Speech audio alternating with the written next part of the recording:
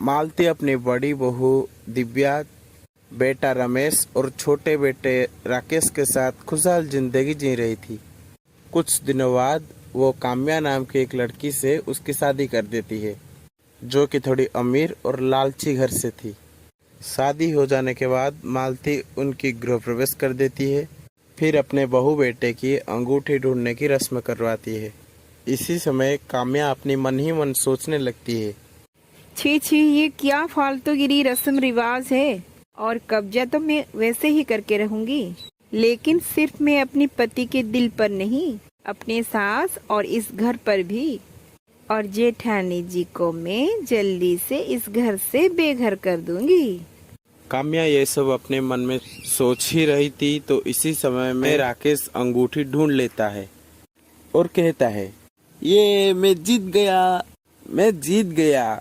अरे वाह, मेरे बेटे ने तो अंगूठी ढूंढ लिया। मतलब ये मेरे बहू पर हक जमाएगा। अरे बहू, तू किस सोच में डूब गई?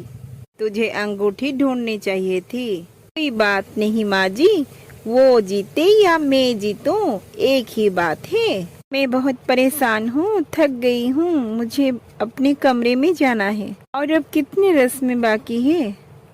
बस बस, और कोई रस्म नहीं है। जाओ, तुम दोनों जाकर आराम कर लो। मालती की बात सुनकर काम्या और राकेश अपने कमरे में जाकर आराम कर, वहीं बाकी सब भी अपने अपने काम में व्यस्त हो जाते हैं। वक्त गुजरता है, काम्या ना चाहते हुए भी अपने ससुराल वालों को खुश करने के लिए थोड़ा बहुत काम करता है, वरना सारा काम तो वो अपनी जेठानी से प्यार से कहकर करवा लेती है, क्योंकि दिव्या बहुत शरीफ होती है। एक दिन दिव्या चाय लेकर आती है तो काम्या उसके हाथ से चाय लेकर कहती है, अरे दीदी, आप क्यों ले जा रही हो? लाइए, मैं ले जाती हूँ। आप जाकर पकोड़े ले आइए तब तक। ठीक है, वैसे भी तुम कितनी अच्छी हो, बिल्कुल प्यारी सी देवरानी, सबका दिल जीतने वाली। अरे जेठानी जी, अब तो रहने दीजिए, मैं चाय लेके जाती हूँ, वरना माँ जी कहेंगी ठंडी हो गई है। बस कुछ दिन और माँ जी से प्रॉपर्टी का पेपर लेकर साइन करवा लूंगी। ऐसा कहकर वो अपनी सास को चाय पिलाती है। अपनी पति को तो काम्या अपने कंट्रोल में ले आती थी। शाम को राकेश घर लौटने के बाद काम्या उससे कमरे में कहती है, राकेश, मैं तुमसे कुछ बात करना चाहती हूँ। देखो, कल को हमारे बच्चे हो गए तो उनको देने के लिए हमारे पास कुछ तो होना चाहिए ना, इस घर के हिस्से से। माँ जी को कब तक इस घर की मुखिया बनाकर रखेंगे? मैं तो कहती हूँ भाई से एक बार आप बात कर लीजिए, और मैं माँ जी से बात कर लेती हूँ, जिससे कि आधी आधी प्रॉपर्टी दोनों की हो जाए। वो भी अपने बच्चों के साथ खुश रहेंगे फ्यूचर में, और हम भी रहेंगे, किसी बात की लड़ाई झगड़ा भी नहीं होगा। हाँ, ये बात तो तुम बिल्कुल ठीक कह रही हो, लेकिन प्रॉपर्टी के पेपर तो माँ के पास है। अगर वो साइन करने के लिए ना कर दे तो? आप चिंता मत करो, माँ जी से मैं बात कर लूंगी। राकेश काम्या की बात को मान लेता है। वही काम्या मालती को अपनी बातों में फंसाकर घर के प्रॉपर्टी के कागजों पर साइन करवा लेती है और पूरी प्रॉपर्टी हड़प लेती है, और उसके बाद महारानी बनकर कहती है, अरे ओ जेठानी जी, बहुत मुफ्त का टीवी देख लिया, अब यहाँ से रफा दफा हो जाइए।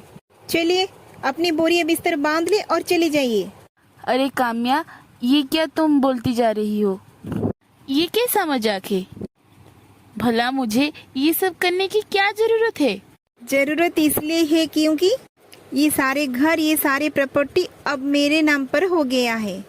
आपको और जेठ जी को यहाँ से जाना ही हो। अरे हाँ, अब हमारे ये प्यारी बुढ़िया सासू माँ को भी अपने साथ में ले जाना।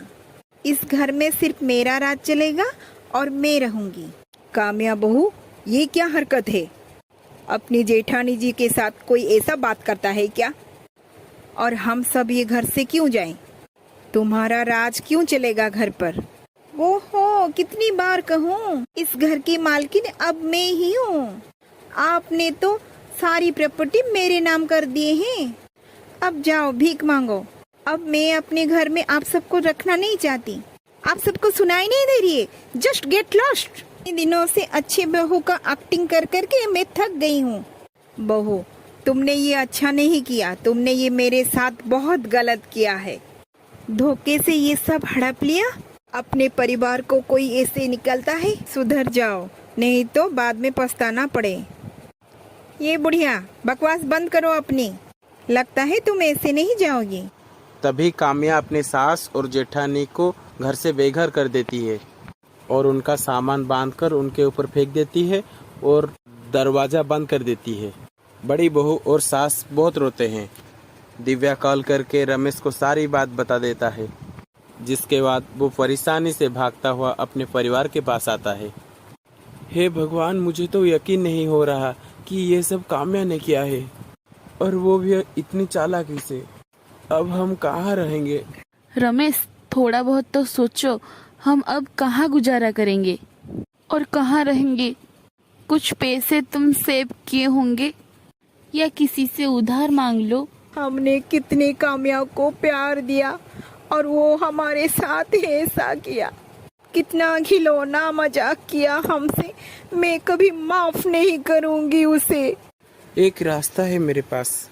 ये कहकर रमेश अपने एक दोस्त से कुछ पैसे उधार ले जाता है और उसके बाद एक पुराने घर में रहने के लिए वो लोग चले जाते हैं, जहां उनके परिवार को रहने के लिए छत मिल जाता है और खाना बनाने के लिए दिव्या चूल्हा बना लेती है, जहां वो बहुत देर बाद मुश्किल से खाना खा पाते हैं। अरे, मेरे गले से तो बहुत मुश्किल से खाना उतरा है। माँ जी, अब जो हो गया उसे जाने दीजिए। शायद हमारे किस्मत में गरीब होना लिखा था। जहां दिव्या का परिवार गरीबी में गुजरता है, वहीं काम्या ठान वान से अपने घर में रहने लगता है और सारा काम उसे खुद को करना पड़ता है। और घर के काम करने के बाद थक कर वो कहती है, हे भगवान, मालकिन तो बन गई मैं, लेकिन घर का इतना सारा काम मुझे अकेले करना पड़ता है। मुझसे नहीं होता। एक नौकरानी रख लूंगी। काम्या, तुमने मेरे परिवार वालों को मुझसे अलग कर दिया। तुमने ये सब किया, तुम्हें शर्म नहीं आ रही थोड़ी सी? राकेश, मैंने जो भी किया है हमारे भविष्य के लिए किया है और मैंने बिल्कुल सही फैसला किया है। ये सुनकर राकेश अपने कमरे में चला जाता है। उसे पल पल अपनी माँ और भाभी और बड़े भैया की याद आती है। तभी काम्या अपने घर पर एक नौकरानी रख लेती है, जो कि कुछ दिन बाद उनके घर से गहने चोरी करके ले जाता है। और शाम को जब राकेश घर लौटाता है, तभी काम्या उसे कहती है, भगवान जी, कैसे दिन चल रहे हैं हमारे। तुम्हें पता है, हमारी नौकरानी हमारे घर से सारे जेवर और गहने सब लेकर भाग गई है। अब हम क्या करेंगे? राकेश, तुम चिंता मत करो, सब ठीक हो जाएगा। अगले दिन काम्या घर के काम करने से उसका तबीयत बहुत खराब हो जाता है और टेंशन से वो बीमार पड़ जाती है। बिस्तर से उठ नहीं पाती और कहती है, भले ही मैंने इस घर को हड़प लिया, काश माँ जी और जेठानी जी मेरे पास होते तो वो मेरा ख्याल बहुत रखते। मुझसे उठा भी नहीं जा रहा है। अपनी गलती का एहसास हो गया है। मुझे उनके पास जाना होगा। काम्या इस बात को राकेश को बताता है और ऐसी हालत में राकेश काम्या को अपने बड़े भाई के घर ले जाता है, जहां अपने सास के पैरों में गिरकर काम्या कहती है, माँ जी, जेठानी जी, मुझे माफ कर दीजिए। मैंने आपके साथ बहुत बहुत गलत किया है। इस बर्ताव के लिए मैं बहुत शर्मिंदा हूँ। मैं आपके साथ आंख मिला नहीं सकती। मुझे आपकी बहुत याद आई और ये एहसास हुआ कि अपनों से कभी अलग नहीं रह जा सकता। आज मेरे पास पैसा, दौलत, घर सब कुछ है, पर खुशी नहीं। आपसे अलग रहकर मैं कभी खुश नहीं रह पाऊंगी। मुझे तो यकीन नहीं हो रहा है कि तू ये सब कह रही है। जेठानी जी, मैं जानती हूँ कि मैं आपको गरीबी में लाकर खड़ा कर दिया, फिर भी आप बहुत अच्छे से रह रहे होंगे, लेकिन मैं अमीर होकर भी अच्छे से नहीं रह पाई। मुझे माफ कर दीजिए और आप सब मेरे साथ घर चलिए। आप चाहे मुझे डांटिए, मारिए, जो भी कुछ करिए, आप मेरे साथ घर चलिए।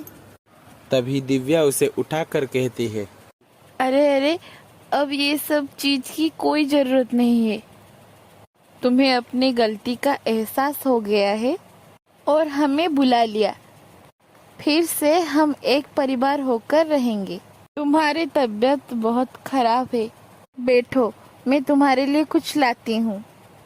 और उसके बाद दिव्या उन्हें पानी पिलाता है और सारे लोग अपने पुराने घर पर चले आते हैं और खुशी खुशी रहने लगते हैं।